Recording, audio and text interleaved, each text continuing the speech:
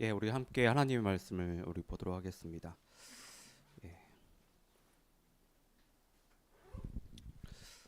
예, 하나님의 말씀은 다니엘서 2장 31절에서 45절까지의 말씀입니다.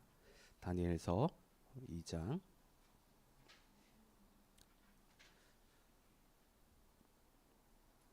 31절에서 45절까지의 말씀.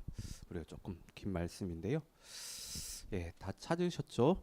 자, 다니엘서 2장 31절에서 45절까지의 말씀. 이제 한 절씩 좀 번갈아가면서 읽도록 하겠습니다. 제가 그러면 31절 읽고 여러분들 32절 읽고 그렇게 해서 우리 함께 읽어 나가도록 하겠습니다. 어, 왕이여, 왕이 한 큰 신상을 보셨나이다. 그 신상이 왕의 앞에 섰는데 크고 광채가 매우 찬란하며 그 모양이 심히 두려우니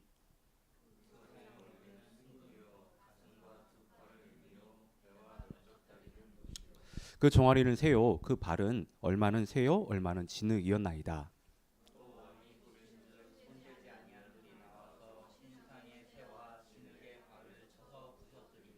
그때 새와 진흙과 녹과 은과 금이 다 부서져 여름 타작마당에 겨같이 되어 바람에 불려간 곳이 없었고 우상을 친 돌은 태산을 이루어 온 세계에 가득하였나이다.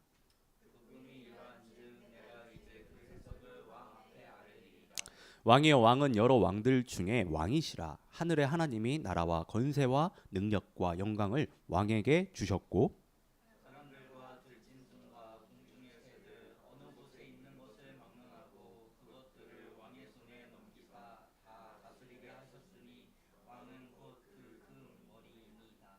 왕을 뒤이어 왕보다 못한 나라 다른 나라가 일어날 것이요 셋째로 또 녹 같은 나라가 일어나서 온 세계를 다스릴 것이며 넷째 나라는 강하기가 새 같으니 새는 모든 물건을 부서뜨리고 이기는 것이라. 새가 모든 것을 부수는 것 같이 그 나라가 문 나라를 부서뜨리고 찍을 것이며 왕께서 그 발과 발가락이 얼마는 토기장의 진흙이요 얼마는 새인 것을 보셨은즉 그 나라가 나누일 것이며 왕께서 새와 진흙이 섞인 것을 보셨은즉 그 나라가 새 같은 든든함이 있을 것이나 그 발가락이 얼마는 새요 얼마는 진흙인즉 그 나라는 얼마는 든든하고 얼마는 부서질 만한 것이며 왕께서 새와 진흙이 섞인 것을 보셨은즉 그들이 다른 민족과 서로 섞일 것이나 그들이 피차에 합하지 아니함이 새와 진흙이 합하지 않음과 같으리이다. 이 여러 나라들의 시대에 하늘의 하나님이 한 나라를 세우시리니 이것은 영원히 망하지도 아니할 것이요 그 국권이 다른 나라에게로 돌아가지도 아니할 것이요 도리어 이 모든 나라를 쳐서 멸망시키고 영원히 설 것이라. 다 함께 읽겠습니다. 손대지 아니한 돌이 산에서 나와서 새와 녹과 진흙과 은과 금을 부서뜨릴 것을 왕께서 보신 것은 크신 하나님이 장래의 일을 왕께 알게 하신 것이라. 이 꿈은 참되고 이 해석은 확신하나이다 하니 아멘. 예, 저희가 좀 긴 말씀을 저희가 읽었는데 11월 달에 저희가 이제 함께 이제 묵상을 말씀 다니엘서입니다. 다니엘서. 다니엘서인데 다니엘서는 이 묵상하기가 상당히 까다로운 책입니다. 예. 처음에야 뭐 이렇게 좀 스토리로 되어 있으니까 저희들이 이제 다니엘서를 대할 때 어렵지 않게 대할 수가 있는데 근데 다니엘서를 읽어 나갈수록 상당히 혼란스럽고 도통 무슨 말을 하는지 잘 이해가 되지 않습니다. 뭐 오늘 본문만 봐도 그렇잖아요. 이게 지금 무슨 얘기를 하는 건지. 예. 그만큼 내용을 이해하고 해석하는 것이 쉽지 않은데 그것은 이 다니엘서가 묵시 문학이기 때문이다. 그러니까 성경에 보면 여러 장르가 있거든요. 그 장르 중에 하나가 묵시 문학인데 이 다니엘서가 묵시 문학입니다. 예. 묵시 문학이라고 하는 것은 어떤 이상이나 상징을 통해서 감춰진 하나님의 뜻을 이렇게 설명을 하고 미래에 대한 그 소망을 주는 그 내용이 이 묵시 문학인데 묵시 문학은 많은 부분이 어떤 그 이상 상징으로 되어 있기 때문에 그것을 해석하는 것이 여간 어려운 일이 아닙니다. 그래서 이 묵시 문학들을 좀 이해할 때 이것을 읽을 때는 좀 기본적인 좀 지식들이 필요합니다. 기본 지식들이 필요해요. 그래서 다니엘서를 묵상하실 때 가능하시면 묵상 해설서라든지 아니면 주석과 같은 좀 참고 서적들을 여러분 좀 보시고 좀 묵상을 하시거나 아니면 유튜브에 보면 박동진 목사님이라고 하신 분이 올리는 매일 성경 그 해설이 있습니다. 저희가 참 감사한 거는 저희가 하루가 거의 늦잖아요. 한국보다. 한국 시간에 그러니까 미리 올라가져 있습니다. 그러니까 여러분들이 좀 묵상하실 때 그 유튜브를 좀 보시고 하시면 그 좀 많은 도움이 되실 겁니다. 한 10분 정도, 11, 2분 정도에 그렇게 해가지고 해설을 이렇게 올리시는데 이렇게 이런 것들을 좀 참고해서 여러분들이 좀 묵상하시면 다니엘서 묵상하는 것이 좀 한결 수월해질 뿐만 아니라 또 하나님께서 다니엘서를 통해서 여러분들에게 또 주시고자 하는 그 은혜들을 그것들을 풍성하게 누리실 수 있으실 겁니다. 자, 오늘은 저희가 이제 그 함께 읽은 이 다니엘서를 가지고 당당하라라는 제목으로 좀 말씀을 저희들이 나누겠는데, 제가 이제 한국에서 전도사로 사역을 했었을 때 한 목사님을 보면서 그런 생각을 했습니다. 저 목사님은 왜 이렇게 당당할까? 어떻게 저렇게 당당할 수 있을까 하는 생각을 했던 적이 있었습니다. 그때 그 목사님의 그 당찬 그 모습, 당당한 그 모습, 뭐 이렇게 자신감이 넘치는 그 모습을 보면서 한편으로는 좀 부러우면서 좀 불편했습니다. 왜냐하면 저는 그렇게 하지 못하니까. 저는 당당하지 못했거든요 그때. 그리고 혼자서 저 목사님이 저렇게 당당할 수 있는 것은 그러니까 생각을 한 거죠. 왜 그럴까 보면서 많이 배워서 많이 가져서 믿는 구석이 있으니까 막 이런 생각을 했었습니다. 그래서 하마터면 그 목사님에 대해 잘못된 그 편견을 가질 뻔했거든요. 그 목사님과 이제 앞으로 그 이후에 계속 이제 교제하면서 알게 된 사실은 그 목사님의 삶의 그 이야기를 듣는데 눈물이 이렇게 뭐라고 해야 되나 눈물 없이는 진짜 들을 수 없는 그런 삶을 살아오셨더라고요. 정말 힘들고 어렵게 그렇게 살아오셨더라고요. 그리고 그 목사님이 그렇게 당당하게 살아갈 수밖에 없는 그 이유를 알게 됐는데 그것은 예수님 때문이에요. 예수님 때문에. 목사님의 그 내면이 예수님으로 가득 차 있다 보니까 마치 세상을 다 가진 사람처럼 어떤 환경이나 어떤 상황 가운데 있더라도 어떤 문제가 그 목사님한테 있더라도 당당하다. 쉽게 말해서 믿는 구석이 있으신 거예요. 믿는 구석이. 예수님이라고 하는 그 믿는 구석이 있다 보니까 그 목사님은 그렇게 당당하게 사셨던 겁니다. 자, 여러분, 이처럼 우리가 어떤 그 믿는 구석이 있으면 당당할 수 있거든요. 그 믿는 구석이라는 건 어떤 사람은 뭐 돈이 될 수 있고 뭐 여러 가지 있잖아요. 믿는 구석이 있는 사람들은 당당할 수 있습니다. 똥개도 자기 집 앞에서는 반은 먹고 들어간다는 얘기 아시죠? 자기 집 앞이라는 믿는 구석이 있으니까 똥개도 당당한 겁니다. 똥개지만 집 앞에서 목에 힘을 주면서 당당하게 우렁차게 짖을 수 있는 거거든요. 믿는 구석이 있으니까. 지금 제가 이 당당하다라는 이야기를 하고 있는데 왜 이야기를 하냐면 오늘 저희가 읽은 이 본문에 드러난 이 다니엘의 모습이 당당하다는 거예요. 당당하다는. 한번 상상해 보십시오. 지금 다니엘이 느부갓네살 왕 앞에서요 꿈을 해석해주고 있는 상황인데 다니엘이 어떤 모습으로 어떤 마음으로 느부갓네살 왕 앞에서 꿈을 해석해주고 있을 것 같으십니까? 한번 생각해 보십시오. 느부갓네살 왕이니까 그 나라의 최고의 통치자니까 위축돼서 왕의 눈치를 살펴가며 뭐 기어 들어가는 목소리로 왕에게 꿈을 해석해주고 있을 것 같으세요? 아닌 거 아시죠? 다니엘은 세상 누구보다 당당하게 왕에게 꿈을 해석해주고 있습니다.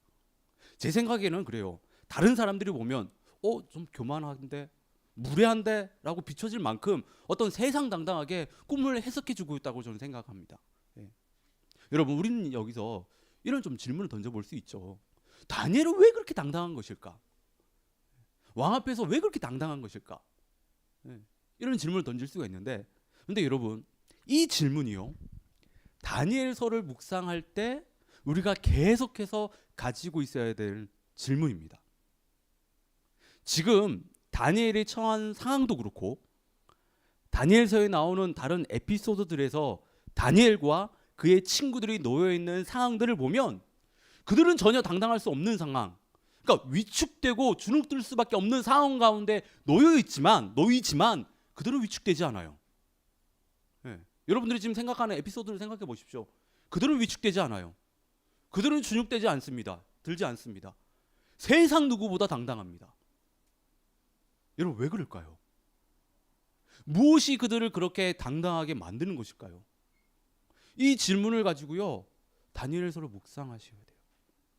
이 질문을 가지고 다니엘서를 묵상하시면 다니엘서를 묵상하실 때 정말 많은 도움을 받으실 겁니다.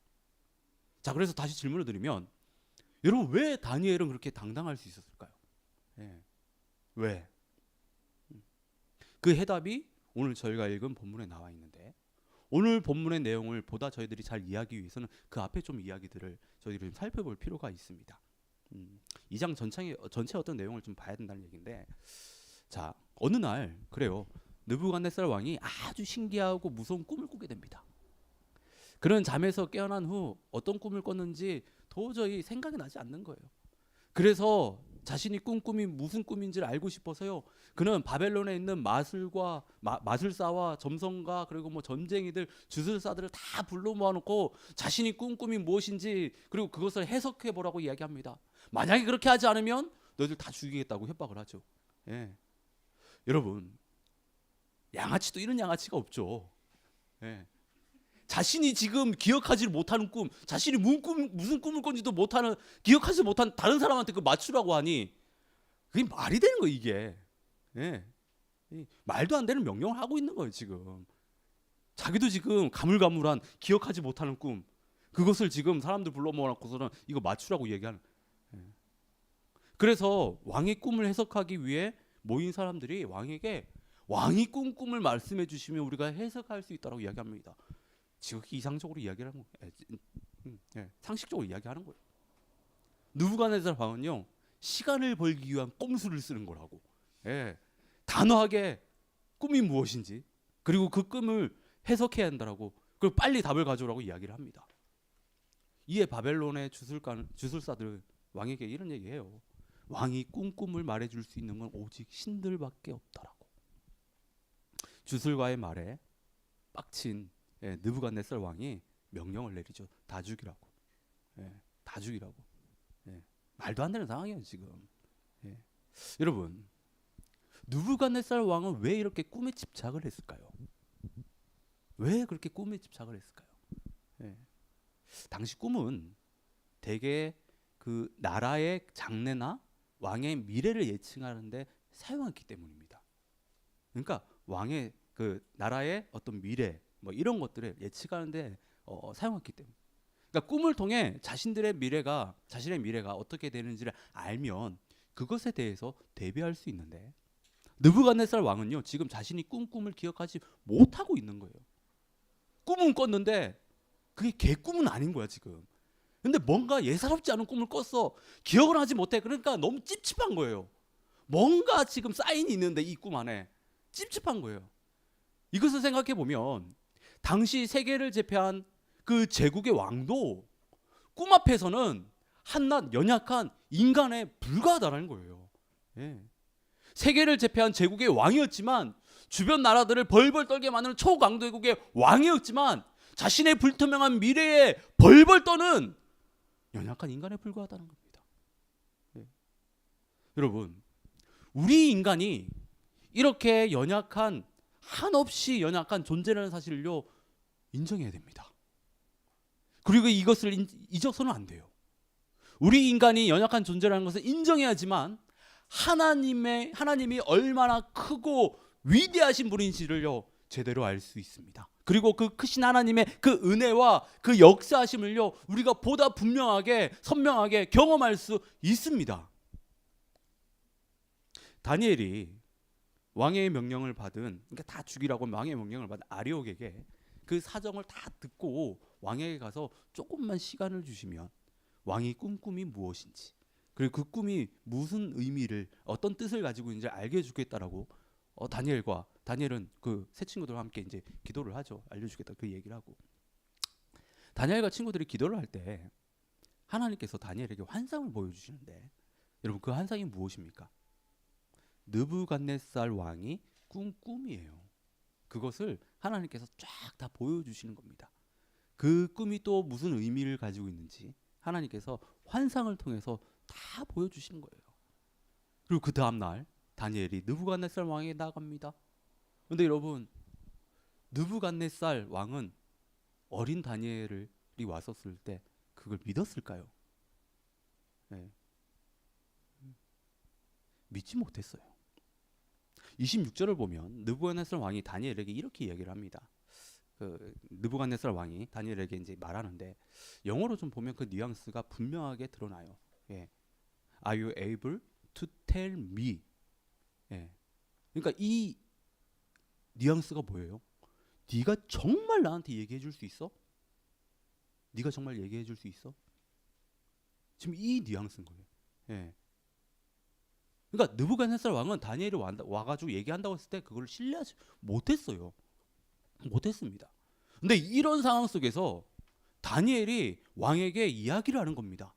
자신을 믿지 못하는 사람 앞에서 지금 도끼 눈 뜨고 자신을 잡아먹으려고 하는 그 사람 앞에서 꿈에 대해서 지금 잘못 이야기하면 죽을 수도 있는 이런 상황에서 다니엘이 이야기를 하는데요. 그런요 왕의 눈치를 보지 않아요. 위축되지 않습니다. 주눅되지 않았다는 거예요. 기어들어가는 목소리로 이야기하지 않았습니다. 예. 다니엘은 왕에게 지혜자나 술객과 박수라든지 어떤 마술사라든지 점쟁이들 이들은 죽었다 깨어나도 이 왕의 은밀한 것을 알려줄 수 없다라고 말하면서 그는 오직 하나님이 자신에게 은밀한 것을 알려줬더라고요. 자신이 남들보다 지혜가 뛰어나서 알게 된 것이 아니라 하나님께서 왕에게 장래를 알려주기 위해 자기에게 은밀한 일을 알려주셨다고 이야기해요. 예. 여러분 왜 다니엘이 당당할 수 있었을까요? 하나님 때문에. 하나님 때문에 다니엘이 당당한 거예요. 예. 그도 그럴 것이 지금 하나님께서 다니엘과 함께하고 계시잖아요. 우리가 그것을 어떻게 할 수 있습니까? 하나님이 다니엘에게 느부갓네살 왕의 꿈을 환상을 통해 보여주셨습니다. 이게 하나님이 다니엘과 함께하고 있다고는 그런 증거라는 거예요. 예. 그리고 다니엘은 어린 나이지만 하나님이 자신과 함께할 때 자신의 어떤 삶 가운데 어떤 일이 벌어지는지를 몸소 경험했던 사람이에요. 하나님에 대한 체험이 있는 사람이에요. 예. 1장을 보면 우리가 너무나도 잘 알고 있는 에피소드가 나오잖아요. 네. 1장 8절을 보면요. 다니엘이 마음을 정합니다. 결정합니다. 어떤 마음을 정하죠? 왕이 주는 음식과 포도주는 자신의 몸을 더럽히지 않겠다. 그걸 먹음으로 인해서 자신의 몸을 더럽히지 않겠다. 이 마음을 먹습니다. 이 결정을 합니다. 예. 이게 무슨 얘기냐면 하나님의 백성으로서의 정체성을 자기는 지키겠다고 하는 그 마음을 먹은 거예요. 예. 근데 문제가 있었죠. 왕의 음식을 거절하는 것은 왕을 거역하는 일이기 때문에 죽을 수도 있었어요. 그리고 자신 때문에 애꿎은 환관장이 위험에 처할 수도 있었습니다. 그래서 다니엘이 환관장에게 아주 무모하다고 할 수 있는 제안을 하죠. 10일 동안 왕의 음식 대신에 채소와 물만 먹은 후에 자신들의 상태를 왕의 음식을 먹은 사람들하고 비교해 보라는 겁니다. 이런 제안을 한 거예요. 자, 10일 이후에 어떻게 했습니까? 어떻게 했어요? 왕의 음식을 먹은 다른 소년들보다 얼굴빛이 좋아지고 살이 올랐다라고 하는 거예요. 네. 여러분, 다니엘과 그 친구들이 어떤 디톡스 효과를 본 게 아니잖아요. 네. 디톡스 효과를 본 게 아니잖아요, 지금. 네.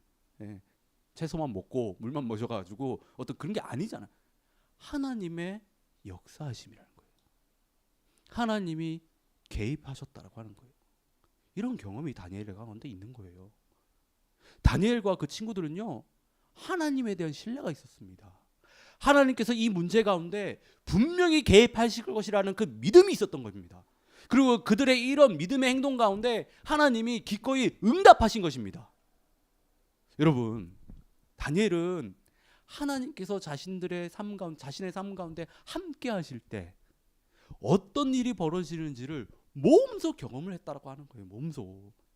이런 믿음의 경험이 다니엘로 하여금 느부갓네살 왕 앞에서 당당하게 만든 겁니다. 예. 그리고 오늘 본문을 보면 다니엘이 느부갓네살 왕이 꿈에 대해서 이야기를 하잖아요. 예. 31절부터 35절까지가 그 꿈에 대한 이야기입니다. 느부갓네살 왕이 꿈에 엄청나게 거대한 신상을 하나 봅니다. 그 신상은 엄청나게 거대할 뿐만 아니라 눈이 부실 정도로 광채가 나고 아주 무시무시한 모습을 하고 있었어요. 근데 잘 보니까 신상의 재료가 다 다른 거예요. 신상의 얼굴은 금으로 되어 있었고, 가슴과 팔은 은으로 되어 있었고, 그리고 배와 넓적다리는 노수로 되어 있었고, 종아리와 발은 철, 그 다음에 철과 진흙으로 뭐 이렇게 되어 있었다라고 이야기하죠.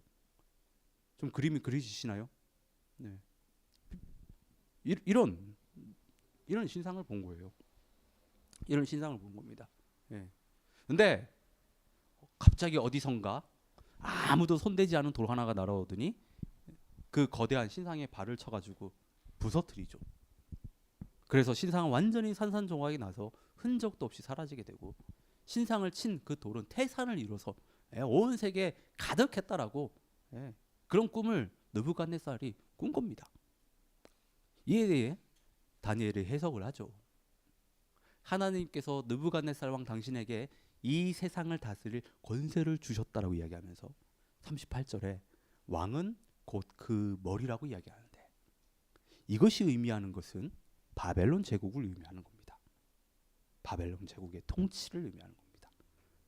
그리고 39절에서 왕을 뒤이어 왕보다 못한 나라, 그러니까 은과 같은 나라가 일어날 것인데, 이는 페르시아 제국을 이야기하는 거고, 그리고 녹과 같은 나라가 일어날 거라고, 그리고 온 세계를 지배할 거라고, 다스릴 거라고 이야기하는데, 바로 그리스, 헬라 제국을 이야기하는 겁니다. 그리고 넷째로 새로 된 나라를 말하는데, 이는요 로마 제국을 상징하는 거예요. 마지막으로 새와 진흙으로 섞인 이 나라들은 열방의 어떤 그 시대를 이야기하는 것이라고 할 수 있습니다. 그런데 갑자기 돌이 날아와서 신상을 칩니다. 그리고 신상이 완전히 산산조각이 나요. 다니엘이 이것을 통해서 깨닫게 된 것이, 당시 세계를 제패한 바벨론 제국이라도 절대 영원하지 않다라는 거예요. 네. 실제로 바벨론 제국은요, 이 세상에서 70년 정도 존재했습니다. 그 위에 페르시아에게 패망을 하고 역사 속에서 완전히 사라집니다. 성경을 통해 보면 하나님께서 바벨론 제국을 일으키신 것은 이스라엘을 징계하기 위함이라고 이야기합니다. 바벨론을 이스라엘을 징계하는 몽둥이로 잠깐 사용하기 위해서 바벨론 제국을 일으키셨다는 거예요. 다니엘 당시 바벨론 제국의 힘은요 정말 영원할 것만 같았습니다. 하지만 그 영원한 그 영광은 기한이 있는 정해진 영광이었다고 하는 거예요. 하나님께서 정하신 때에 그냥 잠깐 빛나는 그런 영광이었다고 하는 겁니다. 바벨론 제국에 등장하는 페르시아도, 헬라도, 로마도, 그 이후에 등장하는 수많은 강대국들과 그런 제국들도 하나님께서 정하신 역사 안에 다 있다고 하는 거예요.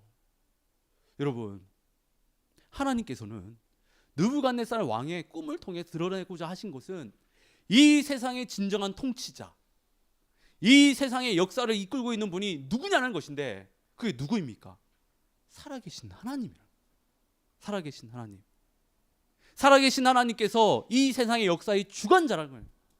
하나님께서 자신의 선하신 그 뜻과 계획 가운데 이 세상의 모든 역사들을 끌고 가고 있다라고 하는 겁니다.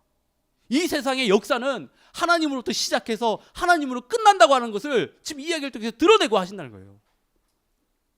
그런데 하나님께서는 이 세상의 역사들만, 이 제국의 역사들만 하나님의 선하신 뜻과 계획 가운데 이끄시는 것이 아니라 우리 인생 또한 하나님께서 선하신 뜻과 계획 가운데 인도하고 계시다는 겁니다. 우리는 이 사실을 잊으면 안 됩니다. 이 사실을 붙들고 살아가는 것이 여러분 믿음을 가지고 살아가는 것입니다. 비록 지금 현실이 막막하더라도 우리 인생이 하나님의 뜻 안에 있다라고, 하나님께서 순적하게 인도하고 계시더라고. 그래서 우리 삶을 반드시 형통케 해 주실 것이라는 하나님의 나라가 우리 삶 가운데 충만하게 임하게 될 것이라는 그 소망을 가지고 살아가는 것이, 그게 믿음이에요. 그게 믿음입니다. 예. 여러분, 다니엘이 지금 느부갓네살 왕 앞에서 그렇게 당당할 수 있는 이유는 자신의 인생 가운데 하나님께서 함께하고 있다는 이 사실 때문인데, 자신의 인생 가운데 함께 하시는 그 하나님이 이 세상의 역사를 주관하시는 통치자라는 그 사실에 그가 느부갓네살 왕 앞에서 그렇게 당당할 수 있었다는 거예요. 네. 지금 자신과 함께하고 있는 그 하나님이 그 세상을 주관하시는 통치자라는 그 사실에 그가 주눅들지 않고 당당할 수 있었다라는 겁니다. 다니엘은 바벨론의 포로였지만 다니엘은 느부갓네살 왕보다 크신 하나님이 함께하고 있다는 그 생각, 이 세상을 통치하시는 하나님이 자신과 함께하고 있다는 그 생각이 그를 당당하게 만든 거예요. 네. 자, 여러분, 우리 그리스도인들은 누구보다 이 세상에서 당당하게 살아가야 합니다. 우리가 믿는 하나님이 다니엘이 말한 것처럼 이 세상의 모든 역사를 이끌어 가실 뿐만 아니라 우리 인생 가운데 직접 개입하셔서 하나님의 선하신 뜻 가운데 인도하고 계십니다. 우리가 이 세상을 살아갈 때 주눅들거나 위축되지 않고 당당하게 살아갈 수 있는 힘은 우리가 얼마나 하나님의 권세와 그 나라를 크게 보느냐에 달려 있습니다.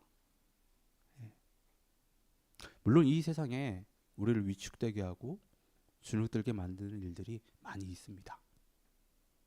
내 형편을 보면, 우리 집 사이즈를 보면, 나의 외모라든지 어떤 내가 타고 다니는 차라든지 내가 지금 있는 그 직장이라든지 아니면 통장 잔고를 봤었을 때, 아니면 우리의 건강을 볼 때, 우리가 가진 것들을 생각할 때 우리를 위축되게 만듭니다. 그리고 우리가 어떻게 할 수 없는 그 상황과 환경에 놓여 있었을 때, 우리가 통제할 수 없는 상황과 놓였을 때 우리를 위축되게 만들죠. 우리를 주눅되게 만듭니다.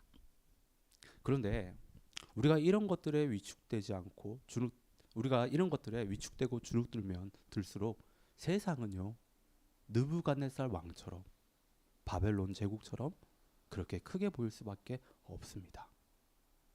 더욱이 우리가 가진 것을 의지할수록 세상은요, 우리가 마주하는 세상은 더 크게 느껴질 수밖에 없습니다. 우리는 우리가 가진 것보다, 우리가 처한 상황과 환경보다 크신 하나님, 느부갓네살 왕과 바벨론 제국보다 더 크고 높으신 하나님이 우리와 함께하고 있다는 그 사실을 우리는 절대로 잊어서는 안 됩니다.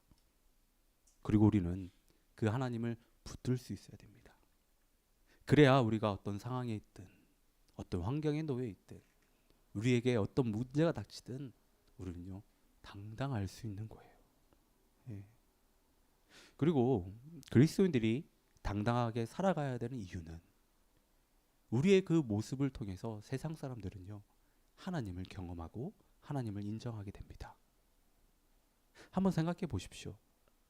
다니엘이 느부갓네살 왕 앞에서 왕의 눈치를 살펴가며 기어들어가는 목소리로 꿈을 말했다고 한다면 느부갓네살 왕이 다니엘이 말한 꿈과 해석을 믿었을까요? 믿지 못했습니다. 느부갓네살 왕도요, 다니엘이 확신에 차서 당당하게 말한 그 모습에서 이 녀석 봐라, 그러면서 귀담아 들었을 거예요. 그래서 저희가 읽지는 않았지만 느부갓네살 왕도 결국에 그 다니엘의 그 꿈과 그 해석을 통하여서 하나님을 경험하게 되고 하나님을 인정하게 됩니다. 여러분, 우리는 이 세상을 살아갈 때 마치 세상의 모든 해답을 아는 사람들처럼 확신을 가지고 좀 당당하게 살아갈 수 있어야 돼요. 답이 없어서 갈등하며 헤매고 있는 사람들에게 느부갓네살과 바벨론이라는 세상에 짓눌려 정말 쭈글쭈글하게 살아가는 그 인생들에게 그보다 크신 하나님이 이 세상을 다스리고 있다라고, 우리 인생을 돌보고 계시다라고 당당하게, 우리의 사는 모습을 통해서 우리는 보여줘야 됩니다. 그럴 때 그들이 느부갓네살 왕처럼 하나님을 경험할 수 있고 하나님을 인정할 수 있다라고 하는 거예요. 여러분, 우리 제발 좀 쭈글쭈글하게 살지 마십시다. 예.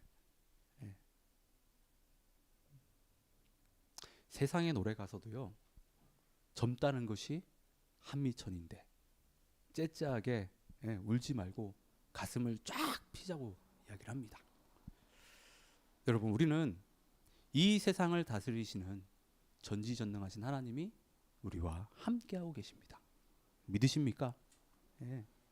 우리가 위축되거나 주눅들면 살 이유는 하나도 없어요. 그리고 여러분들이 세상 가운데서 당당하게 살아가는 그 삶을 여러분 응원하는, 그리고 격려하는 우리 공동체가 있잖아요. 여러분들의 친구가 있습니다. 믿음의 사람들이 있다라고 하는 거예요. 이 사실을 기억하시면서 정말 세상에서요, 가슴 쫙 삐시고 그리스도인으로 정말 가슴 쫙 삐시고 좀 당당하게 살아가는 저와 여러분 되시기를 진심으로 축원합니다. 우리 이 시간 우리